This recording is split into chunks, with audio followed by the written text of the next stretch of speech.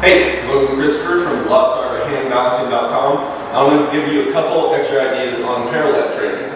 Now, you don't actually need a pair of parallettes in order to do parallette training. Any sort of handled object that's stable enough, you can do the same sort of training and get the benefits from doing it. So here are a couple different objects that I want to briefly talk about. Kettlebells. Kettlebells are great. Just with these, you want to be sure that you have a heavy enough weight that it's going to be stable and not tip on you while you're doing any sort of training. So you wouldn't necessarily want to be doing it with these smaller kettlebells here. One, these are smaller, have less of a base of support, but they also don't weigh as much. So I'd say anything less than 50 pounds, I'd stay away from that. But if you go higher, these here are 70, then you're definitely good to go.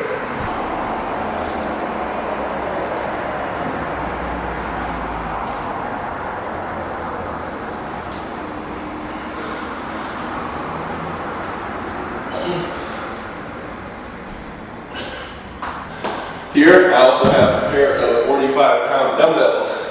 These can be used the same. I like these a little more. They give you range of motion, and that is something that's good about the parallettes.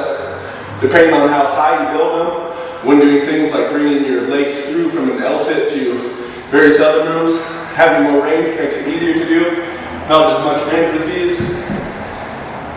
Here, I also have Shaolin stem blocks. Basically, these things can be used for much else, but I use them a lot as just push-up handles for doing this same sort of thing. All sorts of hand balancing on them.